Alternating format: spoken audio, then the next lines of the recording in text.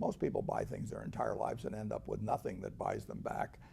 Benjamin Graham watched this happen to an entire generation. Educated people, disciplined people, people who worked hard and saved carefully, who arrived at the later years of their working lives still dependent on a paycheck, still answerable to someone else's schedule, still setting an alarm at 6 in the morning because someone else required their presence.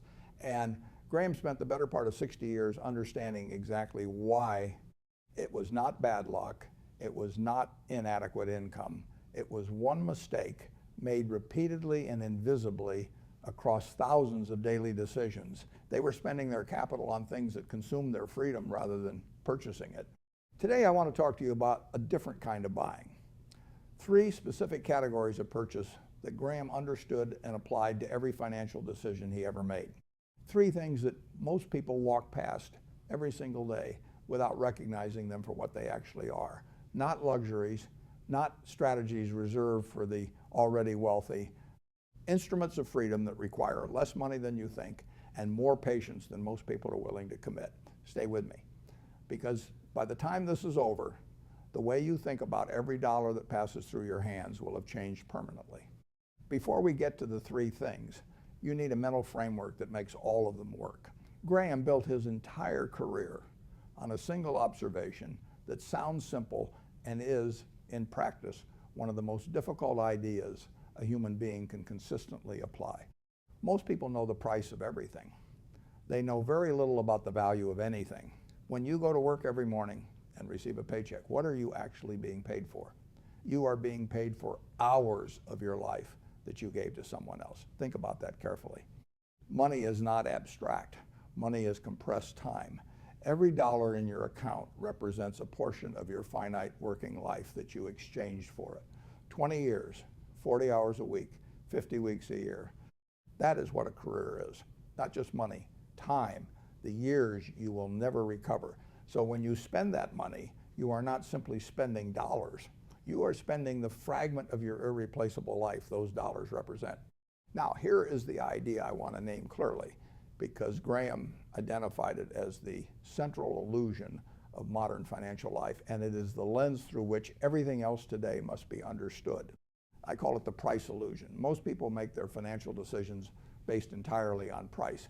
The market shows them a number. They compare it to the money in their account. If the number seems manageable, they spend. If it does not, they wait. But price and value, as Graham demonstrated throughout his entire career, are almost never the same thing. Price is what the market charges today.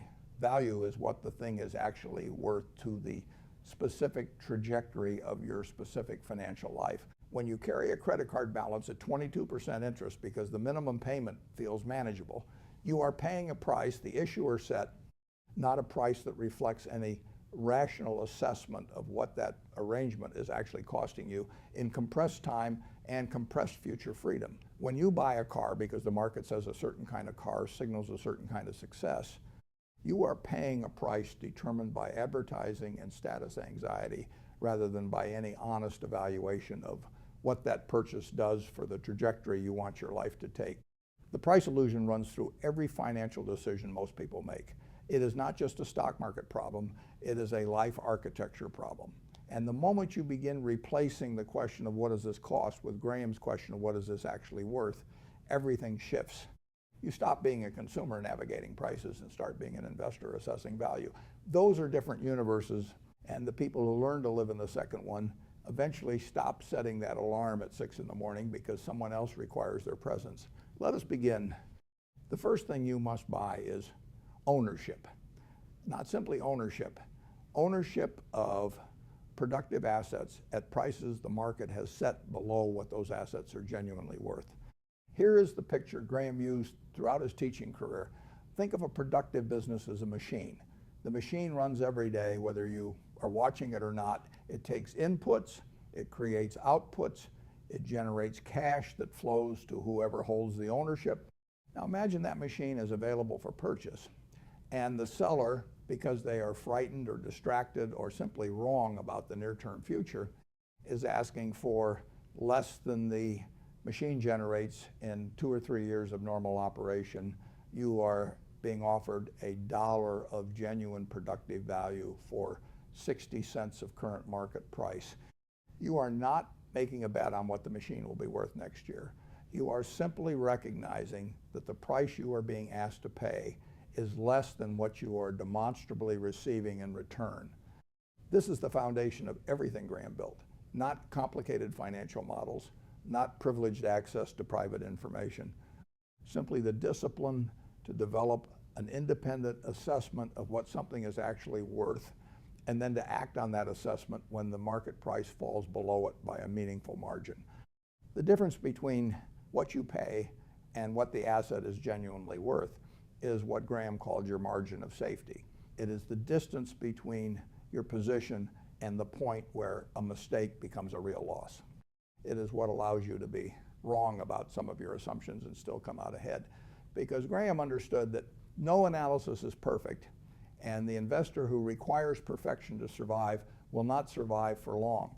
I hear the objection forming, you have $300, not $300,000. Ownership sounds like something for people who have already arrived. Graham would address this objection directly. Compound interest has no minimum balance requirement. It does not care whether you start with $300 or 300 million. It applies the same mathematics to whatever you put in. Think of your ownership portfolio not as a lump sum, but as a river you begin diverting towards yourself. In the early years, it is a trickle. You barely notice it. But a river that is consistently fed grows not by addition, but by multiplication. Given time and consistency, the same water that started as a trickle reshapes the landscape it runs through. Start now with whatever your circumstances allow. The habit of acquisition, sustained without interruption, regardless of what markets are doing, regardless of what the news is saying, regardless of what the people around you are doing, is the foundation upon which everything else is built. And when the market falls, when prices drop, and the financial media declares the end of everything, remember what has actually happened. The machine is still running. The business is still generating cash. Only the price tag has changed. A lower price on something genuinely valuable is not a reason to sell. It is the only reliable signal that the opportunity Graham spent his career looking for has just arrived. The first thing you must buy is productive ownership at prices that create a genuine gap between what you pay and what you actually receive. Begin immediately. Begin small if you must, but begin and never stop. The second thing you must buy requires more of your time than your money, and it is the category most people skip entirely because its construction demands front-loaded effort with delayed rewards. The second thing you must buy is income that does not need your hourly presence to generate itself. Graham understood something about income that most employed people never examine honestly. There is income that requires you to show up and income that arrives whether you show up or not. The first kind has a ceiling built into it by the physics of time. There are 24 hours in a day and you cannot sell 25. No matter how valuable your individual hour becomes, you will always be constrained by the fundamental scarcity of the hours available to you. The second kind of income has no such ceiling. It is constrained only by the quality of the structure you have built, not by the number of hours you invest in maintaining it. Think of it this way. A farmer works exhausting hours in spring. The planting season demands everything. There is no passive version of getting the seeds into the ground. The labor is total, the hours are long, and the discomfort is real. But in autumn, the harvest arrives, and the following year, if the land was cultivated well, the harvest arrives again without requiring another full planting season from scratch. The front-loaded labor of spring enables the recurring income of many autumns. This is the structure you are building. Not passive in the beginning, passive in the result once the structure is built correctly. Graham applied this principle analytically to every business he ever evaluated. He asked one question before considering anything else. Does this business generate consistent earnings without depending on the continuous extraordinary effort of a single indispensable individual? If the answer was yes, the business had built structural income. Its earnings arrived through systems, relationships, and processes that continued regardless of who happened to be at the desk on any given morning. If the answer was no, it was not a business. It was a person wearing a business costume. Build your own version of this with the same standard in mind. a rental property that generates income whether you are working or traveling, an investment portfolio whose dividends arrive in your account through the operation of businesses you own rather than through your labor, a small business with documented processes that run without your constant supervision, a piece of work, a product, a capability converted into something that can serve many people without requiring your individual presence for each transaction. I hear the second objection. You do not have time. You are working long hours already, and the idea of building something additional while maintaining everything you currently manage feels genuinely impossible. Graham would say this: the absence of time is not the obstacle you think it is. The allocation of time is the obstacle. Every hour currently going toward distraction, toward passive consumption, toward entertainment that generates nothing for your future is an hour available for construction. The farmer does not find extra hours to plant.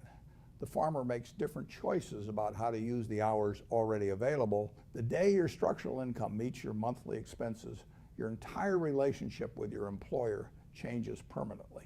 Think about what that means concretely. You can continue working, and you may choose to, but it is no longer compulsory. No more setting that alarm at 6 because someone else requires it. No more decisions made from financial fear rather than genuine judgment. Your labor becomes something you offer because you choose to, not something you are compelled to sell because the alternative is crisis. That shift in position changes everything. Graham called it the condition of genuine independence. And building toward it consistently and without shortcut was among the most important financial goals he ever articulated. The third thing you must buy is the most counterintuitive of the three. It generates returns that Graham believed exceeded any financial investment available. It costs almost nothing in money, and it costs everything in attention. The third thing you must buy is the ability to see what others cannot see. Markets are populated by people making decisions based on price, on emotion, on what the person next to them is doing, and on information they have misunderstood or weighted incorrectly. This is not an occasional failure of markets, it is their permanent condition. And Graham spent decades demonstrating that this permanent condition creates a persistent and exploitable opportunity for anyone willing to do the analytical work most participants are unwilling to do. Think of it this way: everyone in the financial market is navigating the same territory. They are all looking at the same landscape, reading the same headlines, hearing the same analysis, but most of them are navigating without an accurate map. They are moving based on what they can see from where they currently stand, which is a very small portion of the total terrain. When you develop deep, primary, specific knowledge of how a particular type of business actually generates and destroys value across full economic cycles, you acquire something that the market has not yet priced. You acquire a map that others do not have. The person with the accurate map moves through that territory with a confidence and a precision that those without it simply cannot replicate. They see the obstacles before arriving at them. They identify the opportunities that look like obstacles to everyone else. They understand why the crowd is moving in the wrong direction, and they have the foundation to act differently. This is the analytical edge. And it is built from one source more than any other: primary research. Not financial media, which reflects consensus opinion after the fact. Not popular recommendations, which reflect the same consensus by a different route. Annual reports, balance sheets, earnings histories, the documented record of how businesses have actually behaved across decades of varying economic conditions. Graham read this material at a volume most people find difficult to imagine, not to collect information for its own sake, but because he understood that every page of genuine primary research was an investment in the ability to see things that others operating on secondhand information and emotional shortcuts could not see. I hear the final objection. You are not naturally analytical. Numbers feel foreign. The idea of reading financial reports sounds like learning a new language at an age when learning feels harder than it used to. Graham was terrified of public speaking for most of his early career. The capability that eventually became one of his most valuable professional assets was built through deliberate practice against natural discomfort, not discovered as a pre-existing talent. The analytical capability is learnable. It requires a decision to develop it and then consistent practice. It does not require innate aptitude. Choose one domain, one type of business, or one segment of an economy that genuinely interests you. Go deeper into it than you have gone into anything before. Not broad familiarity collected from many surfaces, but deep, specific, primary understanding of how that one domain actually creates and destroys value. Go deep enough that you emerge knowing things most participants in that domain cannot clearly articulate. That specific depth is worth more in financial terms than any credential that teaches you what everyone else already knows. Now, I want to bring all three of these together because understanding them individually is not enough. You need to see how they interact, because the interaction is where the real transformation happens. Think of your financial life as an engine. Right now, most people are running on a single cylinder. That cylinder is their labor. One cylinder works, but one cylinder is fragile, it is inefficient, and it is entirely dependent on nothing going wrong. If that cylinder stops for any reason, illness, redundancy, an industry that changes, everything that depends on it stops with it. The entire financial architecture fails at a single point of failure. The first purchase adds a second cylinder.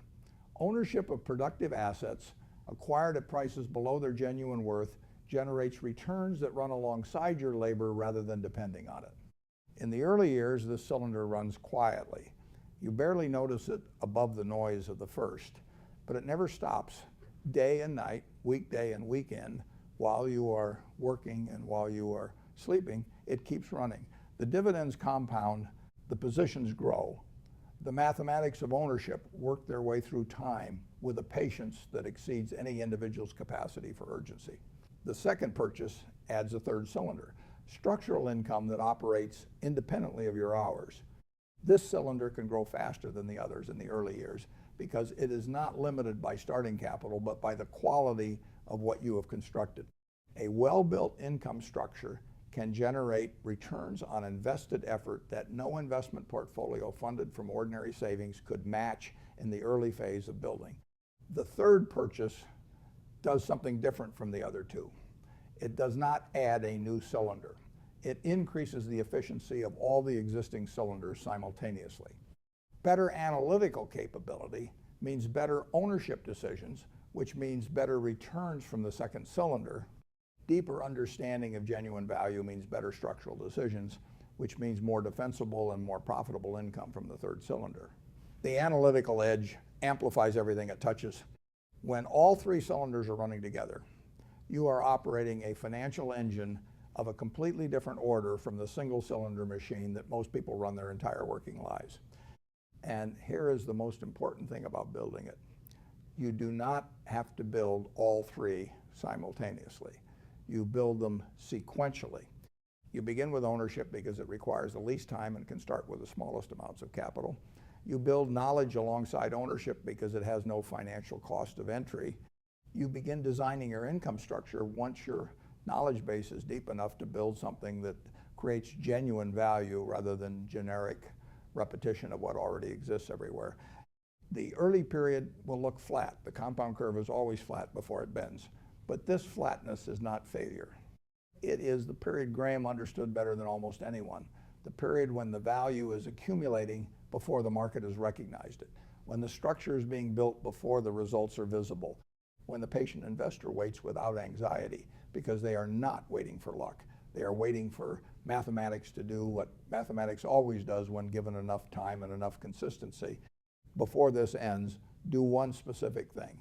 Write down a number, the monthly income your ownership and your income structure would need to generate for your labor to become optional rather than mandatory. Not an estimate, a number calculated from your actual monthly expenses. That number is your target. It is your personal margin of safety threshold, the specific figure that once crossed by your assets changes the entire architecture of your financial life from fragile to resilient, from dependent to free. Then write down one action toward each of the three purchases that you will take this week. One ownership decision, one step toward building your income structure, one primary source you will commit to reading with the intention of going genuinely deeper than you have gone before. 3 actions. This week, not eventually, this week, Graham spent 60 years studying the gap between what things are worth and what people pay for them. He found his most significant opportunities, not where everyone was looking, but in the places where price had separated so far from underlying value that the mathematics became impossible to ignore. The gap between where most people end up, still setting that alarm at 60 because they never built anything that ran without them, and where you could end up is exactly that kind of opportunity. It does not require extraordinary talent. It does not require inherited advantage. It requires the three purchases applied consistently over time in the direction of genuine value rather than market price. The market will offer you 1,000 reasons to wait. Graham understood that waiting is the only financial position with no upside. Begin today. The mathematics will handle everything that comes after